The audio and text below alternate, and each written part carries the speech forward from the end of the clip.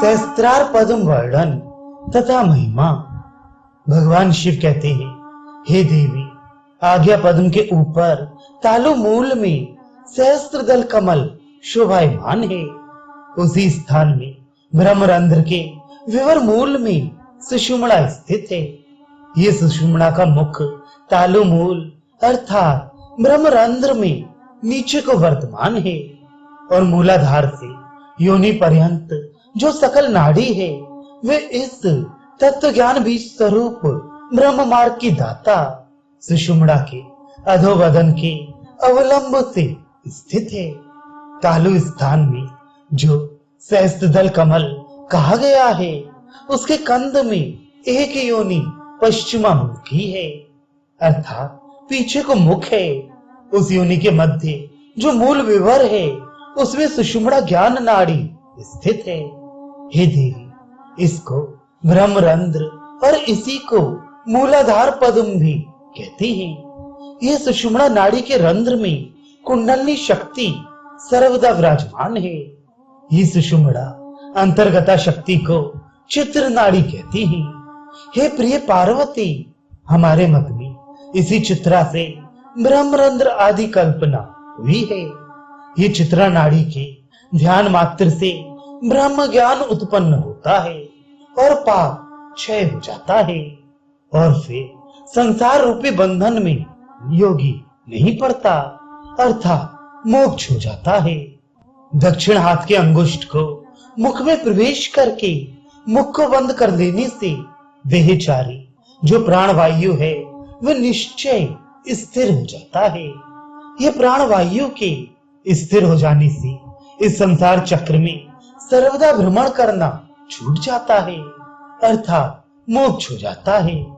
इस हेतु से योगी प्राणवायु के धारण करने में प्रवृत्त होते हैं और इस धारण से सकल नाड़ी जो मल और काम क्रोध आदि 8 प्रकार से बंधन में है वह खुल जाती है। तब ये कुंडली शक्ति ब्रह्मरंध्र को निश्चय त्याग देती है। इसको त्याग देने से जीव ब्रह्म का संबंध खत्म हो जाता है। जब वायु निरोध होके सकल नाड़ी में पूर्ण हो जाएगा तब कुंडली अपने बंध को त्याग के ब्रह्मरंध्र के मुख को त्याग देगी। तब प्राण वायु का प्रवाह सदैव सुषुम्ना में हो जाएगा। मूलाधार पद में स्थित जो योनि है उस योनि के वाम दक्षिण भाग में एड़ा और पिंगला नाड़ी स्थित है और दोनों नाड़ी के बीच में अर्थात योनि के मध्य में सुषुम्ना की स्थिति है। उसी सुषुम्ना के आधार मंडल में अर्थात उसके मध्य में ब्रह्मरंध्र है। जो इसको जानता है सो बुद्धिमान कर्म बंध से मुक्त है। ब्रह्मरंध्र के मुख में इन तीनों नाड़ियों का निश्चय संबंध है। इसमें स्नान करने से ज्ञानी लोगों को मुक्ति लाभ होगी। गंगा जमुना के मध्य में सरस्वती का प्रवाह है। ये त्रिवेणी संगम में स्नान करने से मनुष्य परम गति को प्राप्त होता है। एड़ा गंगा है और पिंगला यमुना है और मध्य में सुषुम्ना सरस्वती है। ये त्रिवेणी संगम कहा गया है। इसका स्नान अति दुर्लभ है। ये एड़ा और पिंगला के संगम में मानसिक स्नान करने से साधक सर्व पाप से मुक्त होके सनातन ब्रह्म में लय हो जाता है। जो पुरुष इस त्रिवेणी संगम में कृतकाम का अनुष्ठान करते हैं वे सर्व प्रतिकूल को तार के परम गति को लाभ करते हैं। उसी संगम स्थान में जो साधक नित्य और नैमित्तिक और काम्य कर्म का अनुष्ठान सर्वदा मन से चिंतन पूर्वक करते हैं सो अच्छे फल लाभ करते हैं। जो पवित्र मति योगी एक बार इस संगम में स्नान करते हैं वे सर्व पाप को दग्ध करके स्वर्ग का दिव्य भोग भोगती हैं। और ये साधक पवित्र हो या अपवित्र हो या किसी अवस्था में हो, ये संगम के ध्यान रूपी स्नान मात्र से निश्चय पवित्र हो जाएगा। मृत्यु के समय में साधक जो चिंतन करे कि हमारा शरीर त्रिवेणी के सलिल में मग्न है तो उसी क्षण प्राण को त्याग के मोक्ष गति को प्राप्त होगा। इस तीर्थ से परे त्रिभुवन में दूसरा गुप्त तीर्थ नहीं है। इसको यत्न से गोपित रखना उचित है।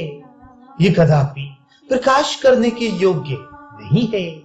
ब्रह्मरंध्र में मन देख करके यदि क्षणार्ध भी स्थिर रखे तो सर्व पाप से मुक्त होके साधक परम गति को अर्थात मोक्ष हो जाए।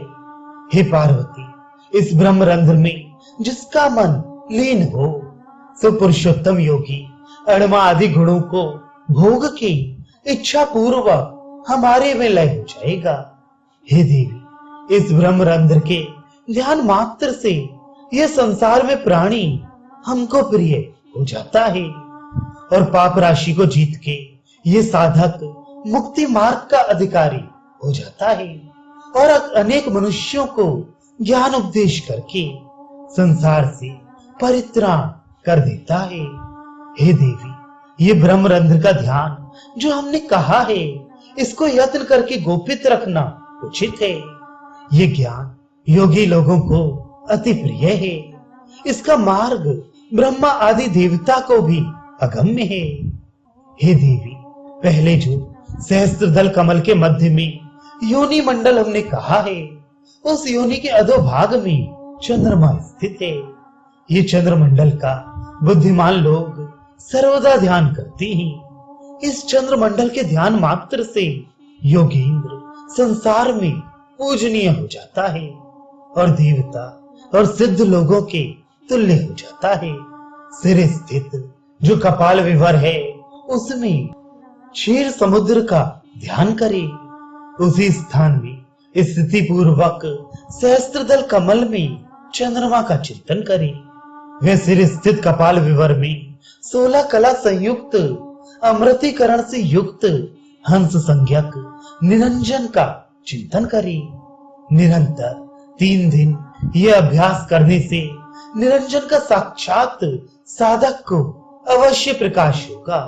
सो साधक दृष्टि मात्र से सर्व पातक को दहन कर डालेगा। ये ध्यान करने से अनागत विषय की स्फूर्ति होगी, अर्थात जो विषय कभी उत्पन्न नहीं हुआ है उसकी स्फूर्ति होगी और चित्त की शुद्धि होगी और साधक ध्यान मात्र से उसी क्षण पंच महापातक दहन कर डालेगा। सिरस चंद्रमा का ध्यान करने से सर्व ग्रह अनुकूल हो जाती है और समस्त उपद्रवों का नाश हो जाता है। उपसर्ग प्रशमित होते हैं और युद्ध में जय लाभ होता है और खेचरी भूचरी की सिद्धि प्राप्त होती है, इसमें संदेह नहीं है। और निरंतर यह योग अभ्यास करने से अवश्य साधक सिद्ध हो जाता है। हे पार्वती, हम सत्य सत्य बारंबार कहते हैं कि हमारे तुल्य हो जाएगा, इसमें संदेह नहीं है।